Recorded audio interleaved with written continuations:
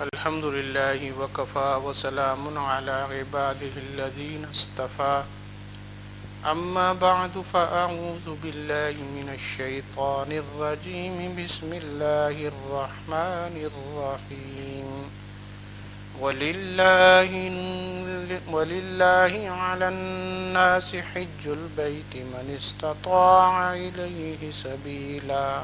صدق الله مولانا العظيم. محترم سامعین و مشاہدین و حاضرین، السلام علیکم ورحمۃ اللہ وبرکاتہ۔ میں نے اپنی پہلی مجلس میں اسی آیت جو کہ ابھی تلاوت کی ہے حوالے سے عرض کیا تھا، اور یہ عرض کر رہا تھا کہ حج اس پر فرض ہوتا ہے کہ جس میں شرائط پائی جائیں، حج کا وقت بھی ہو، استطاعت بھی ہو، اسلام اور عقل بھی ہو، یہ ساری چیزیں جو ہیں یہ میں نے عرض کی تھی۔ آج ایک بات اس مجلس میں یہ سمجھ لیں کہ اللہ تعالیٰ نے اعمال صالحہ، نیک کاموں کا انجام جنت قرار دیا ہے کہ جو آدمی نیک کام کرے گا، ایمان لانے کے بعد مومن ہوگا، مسلمان ہوگا اور نیک کام کرے گا تو اللہ تعالیٰ اس کو جنت میں بھیج دیں گے۔ اور اگر کوئی آدمی غلط کام کرتا ہے، گناہ کرتا ہے، برے کام کرتا ہے، شرک اور فسق اور فجور میں مبتلا ہوتا ہے تو ایسے آدمی کو جہنم میں بھیج دیا جائے گا۔ لیکن حق تعالیٰ جل شانہ کی رحمت دیکھیں، آپ کی قدرت دیکھیں، آپ کی شفقت علی الخلق دیکھیں کہ اللہ تعالیٰ نے دونوں چیزوں کے نمونے دنیا میں دکھا دیے۔ جنت کی نعمتوں کا جہاں ذکر قرآن پاک میں آیا کہ وہاں یہ نعمتیں ہوں گی، ان نعمتوں کا نمونہ اللہ تعالیٰ نے دنیا میں دکھا دیا ہمیں۔ یہ پھل اور یہ میوہ جات اور یہ ساری چیزیں جتنی بھی ہم دیکھ رہے ہیں، یہ سب کی سب جو اچھی چیزیں ہیں یہ جنت کا نمونہ، اور جو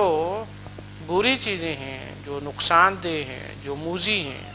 یہ جہنم کا نمونہ ہے۔ اور جہنم میں سب سے زیادہ جو عذاب ہوگا وہ آگ والا ہوگا۔ تو اللہ نے دنیا میں آگ بھی دکھا دی اور اس کی تاثیر بھی دکھا دی کہ وہ کس طرح جلاتی ہے،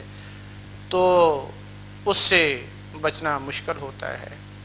اسی طرح سمجھ لیں کہ یہ حج جو ہے یہ در حقیقت ایک عبادت ضرور ہے، اللہ نے حکم دیا ہے اس کے کرنے کا، لیکن اللہ کی کوئی فرض کی ہوئی عبادت ایسی نہیں ہے کہ جس کے اندر حکمتیں نہ ہوں۔ اور یہ بھی بات درست ہے کہ حکمتوں کا جاننا ہمارے لیے کوئی فرض یا واجب کے درجے میں نہیں ہے، لیکن حکمت اگر پتہ چل جائے تو اس سے ایمان میں اور مضبوطی ہو جاتی ہے اور یقین ہو جاتا ہے۔ تو سفر حج جو ہے یہ حقیقت میں آخرت کا سفر کا نمونہ ہے۔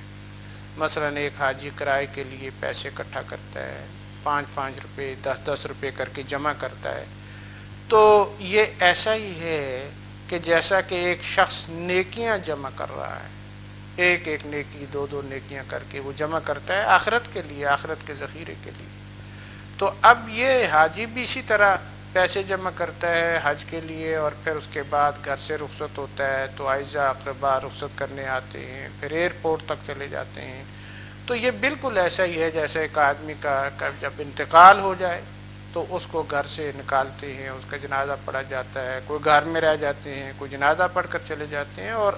آخر قبر میں اس کو اکیلا اتار دیا جاتا ہے۔ وہاں اس کے ساتھ نہ بھائی جاتا ہے، نہ بہن، نہ بیوی، نہ والدین، کوئی بھی نہیں جاتا، نہ اولاد جاتی، وہ اکیلا سفر پر چلا جاتا ہے۔ تو یہ جس طرح آپ ایئرپورٹ پر اپنے حاجی صاحب کو پہنچا کر آتے ہیں، کسی عزیز کو پہنچا کر آتے ہیں، تو وہ آگے اکیلا جائے گا، اس کے ساتھ کوئی اور نہیں جائے گا۔ پھر وہ احرام باندھتا ہے سفید کپڑے کا، تو یہ احرام جو ہے یہ کفن کی علامت ہوتی ہے، کفن کی نشانی ہوتی ہے۔ پھر زبان سب کی ایک ہی ہوتی ہے، دیکھیں سارے کے سارے، خواہ وہ عربی ہو، عجمی ہو، یورپ کا ہو، مشرق کا ہو، مغرب کا ہو، کہیں کا بھی ہو، کوئی بھی اس کی زبان ہو، تو تلبیہ اس نے عربی ہی میں پڑھنا ہے۔ لبیک اللہم لبیک لبیک لا شریک لک لبیک ان الحمد والملک لک لا شریک لک، یہ جو تلبیہ پڑے گا تو یہ عربی میں سب کی زبان ایک ہو جاتی ہے، سب کا لباس ایک ہو جاتا ہے، سب کا رخ ایک ہو جاتا ہے۔ میدان عرفات میں سارے جمع ہوتے ہیں تو یہ میدان حشر کا نمونہ دکھا دیا گیا کہ جس طرح میدان عرفات میں نفسا نفسی کا عالم ہوتا ہے، ہر شخص اپنی دعائیں مانگ رہا ہوتا ہے، گناہ بخشوانے کے لیے رو رہا ہوتا ہے، چیخ و پکار ہوتی ہے، تو یہی تقریباً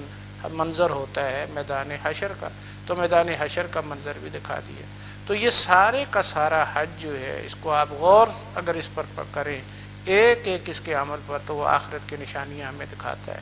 تو حاجی جب حج کر کے آتا ہے تو وہ ایک نئی روحانی زندگی لے کر آتا ہے، اس کے پہلے اس کے سارے گناہ معاف ہو چکے ہوتے ہیں، اور جب وہ گھر واپس لوٹ کر پہنچتا ہے تو وہ گناہوں سے ایسا پاک اور صاف ہوتا ہے جیسا کہ نوزائیدہ بچہ ہوتا ہے، کہ بچے پر کوئی گناہ نہیں ہوتا۔ تو وہ آ کر حج کے بعد اپنی نئی زندگی کا آغاز کرتا ہے، روحانی زندگی بھی کا آغاز کرتا ہے۔ اسی لیے کہا جاتا ہے کہ حاجی جو ہے اس کو بڑی احتیاط لازم ہوتی ہے کہ جب وہ حج کر کے واپس آئے وہ نیک کام کرے، اس کے اندر تبدیلی آنی چاہیے اس کی زندگی کے اندر، اور وہ تبدیلی کس لحاظ سے آنی چاہیے؟ نیکی کے لحاظ سے آنی چاہیے۔ اس کو نمازی بننا چاہیے، اس کو کے اخلاق اچھے ہونے چاہیے، اس کے معاملات اچھے ہونے چاہیے، وہ برائیوں سے دور بھاگنے والا ہو، سچ بولنے والا ہو، جھوٹ سے بچنے والا ہو، ہر نیک کام کرنے کی وہ کوشش کر رہا ہو اور ہر برے کام سے وہ بچنے کے لیے کوشش کر رہا ہو، تب تو پتہ چلتا ہے کہ ہاں جی حج کر کے واپس آیا۔ تو حج کے اثرات حج کے بعد انسان کی زندگی پر ظاہر ہوتے ہیں۔ اگر اچھے اثرات ظاہر ہو رہے ہیں تو اس کے معنی یہ ہیں کہ اس کا حج اللہ کے ہاں قبول ہو گیا اور اللہ نے اس کو نیکی کی توفیق دے دی، اور اگر خدا نخواستہ واپس آ کر تو اس کی وہی حالت ہے جو جانے سے پہلے تھی یا اس سے بھی بدتر ہو گئی، تو پھر یہ سمجھا جائے گا کہ اس کے حج کے اندر کچھ قصور ضرور ہوا ہے کہ جس کی وجہ سے اس سے اعمال صالحہ کی توفیق جو ہے وہ سلب کر لی گئی ہے۔ تو اس لیے جتنے حضرات حج کرنے کے لیے جاتے ہیں یا جا رہے ہیں یا جائیں گے، ان سے یہ گزارش ہے کہ حج کرنے کے بعد جب واپس وطن لوٹیں تو پھر وہ حج جیسے اس عظیم فریضے اور اس عظیم عبادت کا خیال بھی رکھیں، اور اس عبادت کی لاج بھی رکھیں۔ اور لاج کا معنی یہ ہے کہ آئندہ کوئی ایسا کام نہ کریں کہ جس کی وجہ سے حج کے بارے میں لوگ کہیں یا یوں کہیں کہ حاجی ایسے ہی ہوتے ہیں، یا اس سے حج کے بارے میں ایک غلط تصور پیدا ہو یا حجاج کے بارے میں غلط تصور پیدا ہو۔ تو ایسا نہیں ہونا چاہیے، بلکہ اس میں لاج رکھنی چاہیے۔ اللہ تعالی ہم سب کو اور جتنے بھی حجاج کرام ہیں ان کو اس بات کی توفیق عطا فرمائے کہ وہ ہر برے کام سے بچیں اور ہر نیک کام کو کریں۔ وآخر دعوانا ان الحمد للہ رب العالمین۔